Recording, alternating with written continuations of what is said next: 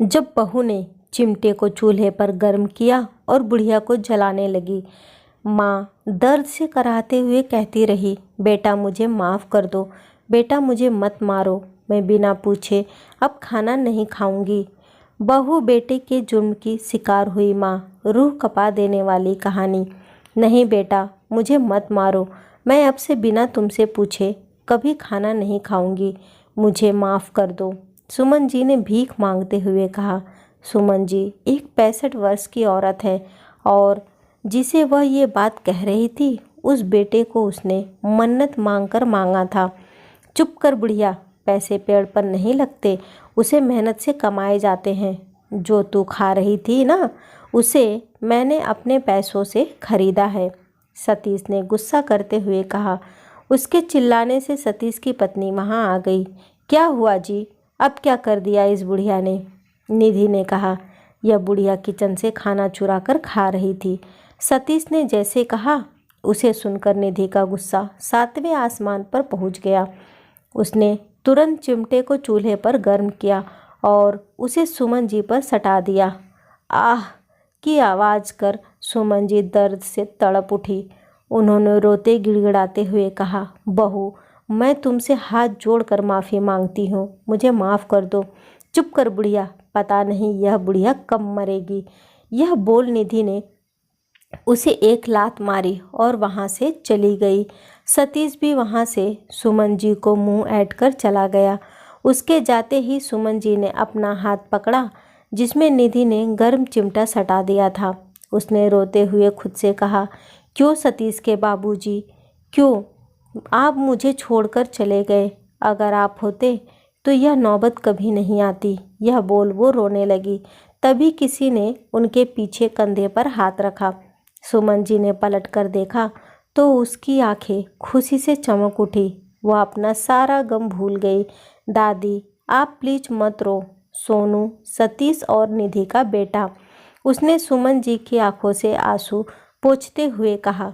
अभी जो कुछ हुआ उसने सब देख लिया था।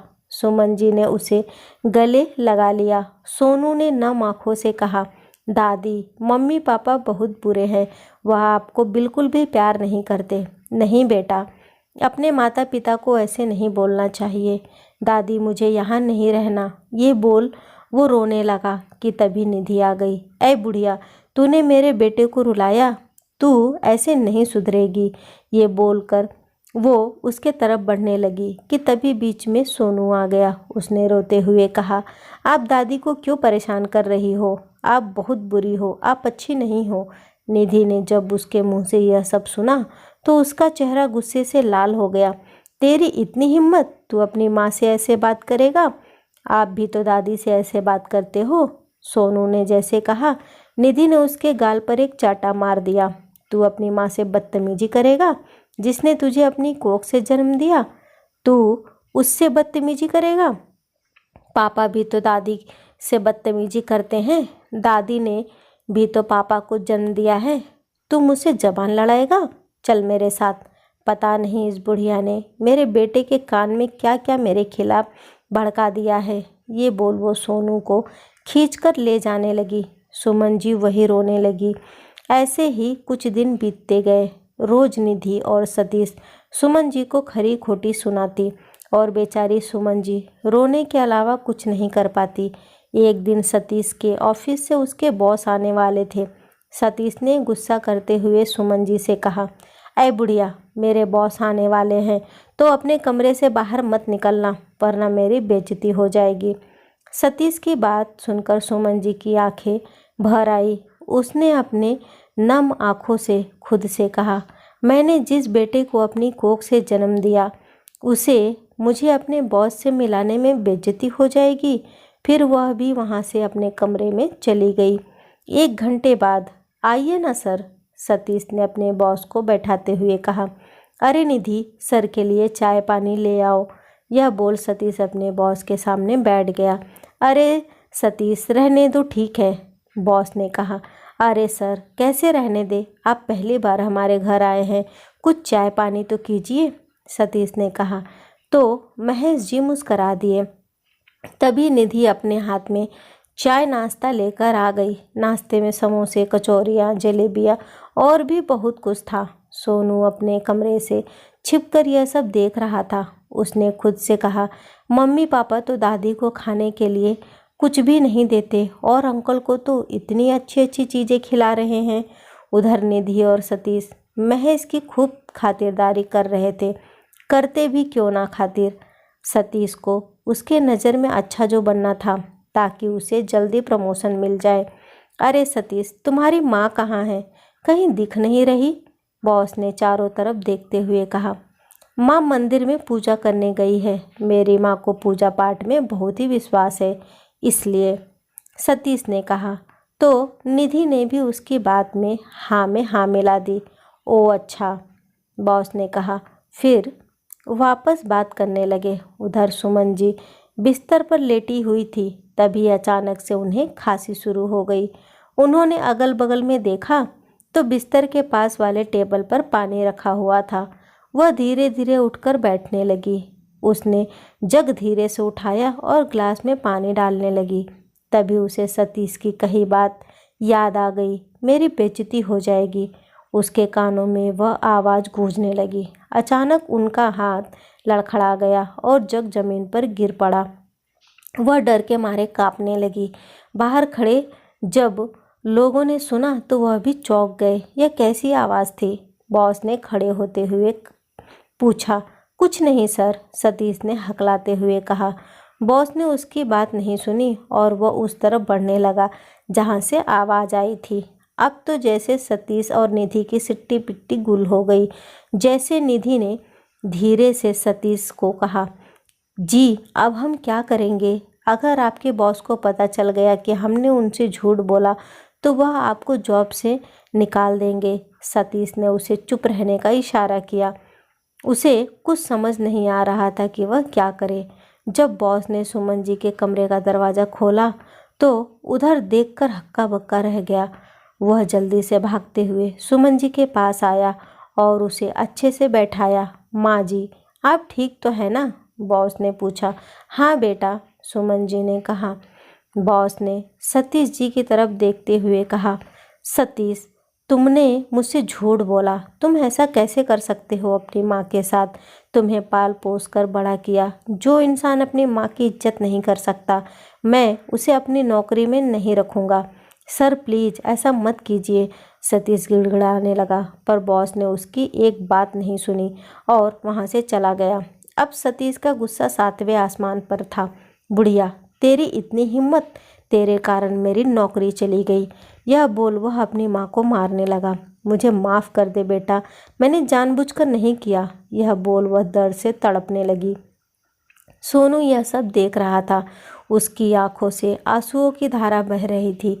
सतीश ने सुमन जी का हाथ पकड़ा और अपने घर से धक्के मार निकाल दिया और उसके मुंह पर दरवाज़ा बंद कर दिया। नहीं बेटा, ऐसा मत करो। मैं कहाँ जाऊँगी? मुझे माफ़ कर दो। यह बोल सुमन जी दरवाज़ा पीटने लगी। निधि ने अंदर से कहा, तू जहन्नुम में जा बुढ़िया। सुमन जी वहीं बैठ के रो रही थी। सुबह से शाम हो गई पर किसी ने दरवाज़ा नहीं खोला। सुमन जी धीरे से उठी और बेसुध रोड पर चलने लगी। उसने एक घर का दरवाज़ा पीटा। अभी आई। अंदर से आवाज़ आई। फिर किसी ने दरवाज़ा खोला। सुमन जी ने उसे देखते हुए कहा, बेटी क्या मुझे काम मिलेगा? मैं झाड़ू पोछा बर्तन सब करने के लिए तैयार हूँ। मुझे काम दे दो। मुझे माफ़ कर दीजिए पर मेरे घर में बहुत सारे नौकर पहले से हैं। मुझे किसी की ज़रूरत नहीं है। यह बोल उसने दरवाज़ा बंद कर दिया। सुमन जी की आंखें भर आई। भूखी प्यासी वह वापस रोड पर चलने लगी। तभी अचानक वह किसी गाड़ी के सामने आ गई। गाड़ी के अंदर बैठे हुए आदमी ने चिल्लाकर बोला, ऐ बुढ़िया, दिखता नहीं क्या? मरना है तो जाके कहीं और मर। पता नहीं कहाँ कहाँ से आ जाते हैं ये पागल लोग। यह बोल वह वहाँ से चला गया। सुमन जी ने खुद से कहा, अब मुझे और जिंदा नहीं रहना। यह बोल वह चलते चलते खाई के पास आ गई। तभी किसी ने उसका हाथ पीछे से पकड़ लिया। उसने पीछे पलटकर देखा तो एक आदमी खड़ा था। माँ जी, यह आप क्या करने जा रही थी? उस आदमी ने कहा, जब मेरा बेटा बहू ने मेरा साथ छोड़ दिया तो मैं जीकर क्या करूँगी। यह बोल वो रोने लगी। देखिए माँ जी, आप रोइए मत, आप मेरे साथ मेरे घर चलिए। फिर उसने भी नम आँखों से कहा, मेरी माँ ने मेरा साथ बचपन में ही छोड़ दिया, आप भी मेरी माँ जैसी हैं, प्लीज़ मेरे साथ चलिए। उसकी बात सुनकर सुमन जी की आंखें भर आई और वह उस आदमी के साथ चली गई। उस आदमी का घर काफ़ी बड़ा था। सुमन जी ने उस आदमी से कहा, बेटा मैं यहाँ पर क्या काम करूँगी। माँ, अब तो बस आपका एक ही काम है, मुझे ढेर सारा प्यार करना, बिल्कुल अपने बेटे की तरह। यह बोल दोनों अंदर चले गए। कुछ दिन बीत गए। सुमन जी कुणाल को बिल्कुल अपने बेटे जैसा प्यार करती और कुणाल सुमन जी को बिल्कुल एक माँ का प्यार देता जिसकी वह हकदार थी। एक दिन कुणाल ने सुमन जी से पूछ ही लिया, आप उस दिन वहाँ उस खाई के पास क्या कर रही थी माँ। उसकी बात सुनकर एक बार फिर सुमन जी के जख्म ताजे हो गए। उसने नम आँखों से सब कुछ बता दिया। उसकी बात सुनकर कुणाल की आंखें नम हो गई। उसने कुणाल को कसकर गले लगा लिया। माँ, आप फिक्र मत कीजिए, मैं भी आपका बेटा जैसा हूँ। कुणाल ने कहा, तुम मेरे बेटे जैसे नहीं हो, तुम मेरे बेटे हो। यह बोल सुमन जी ने उसे प्यार से गले लगा लिया। 20 साल बाद सुमन जी का अब देहांत हो चुका था। कुणाल को हमेशा उनकी कमी खटकती थी। उसकी एक बड़ी और सुंदर सी बेटी थी नित्या। दूसरी तरफ एक लड़का अपने माँ बाप को बहुत ही मारता था। मुझे माफ़ कर दो बेटा, मैं अब से तुम्हारे किसी भी चीज़ को हाथ नहीं लगाऊंगी। ऐ बुढ़िया, चुप कर, तेरी हिम्मत कैसे हुई मेरी इतनी ज़रूरी फाइल को हाथ लगाने की। अब से ऐसी गलती हुई ना तो हाथ काट कर फेंक दूंगा। यह बोल सोनू चला गया। निधि और सतीश फूट फूट कर रोने लगे। निधि ने कहा, मैंने भी अपनी सास के साथ ऐसा बर्ताव किया था, भगवान मुझे उसी की सज़ा दे रहा है। सतीश ने रोते हुए कहा। निधि भी रोने लगी, पर उनका रोना सुनने के लिए वहाँ कोई भी नहीं था। तभी एक लड़की आई और निधि के ऊपर झाड़ू फेंकते हुए बोली, जल्दी से पूरा घर साफ कर, और चली गई। यह लड़की कोई और नहीं, सोनू की पत्नी नित्या थी। अब जो उसने सुमन जी के साथ किया था वह सोनू भी उन लोगों के साथ करता था। अपनी दादी की हर एक आंसू का बदला वह अपने माँ बाप से ले रहा था। दोस्तों, माँ बाप अपने बच्चों को बड़े करते समय उन्हें दुनिया की हर खुशी देना चाहते हैं, लेकिन जब वही बच्चे बड़े हो जाते हैं तो वह अपने माँ बाप को बोझ समझने लगते हैं और उन्हें 2 रोटी देना भी नहीं चाहते। बच्चे यह भूल जाते हैं कि जो दिन आज उनके माता पिता का है वही दिन कल उनका ही आएगा। बुढ़ापा हमारे जीवन का एक ऐसा सत्य है जो सबके सामने आना है। कल को हमारे बच्चे भी हमारे साथ वही कर सकते हैं, क्योंकि आखिर उनकी परवरिश उसी माहौल में हुई है। दोस्तों, कैसी लगी ये कहानी मुझे कमेंट करके ज़रूर बताइएगा। वीडियो को लाइक और शेयर करना न भूलें। चैनल पे पहली बार आए हैं तो इसे सब्सक्राइब ज़रूर करें। कहानी सुनने के लिए आपका बहुत बहुत धन्यवाद।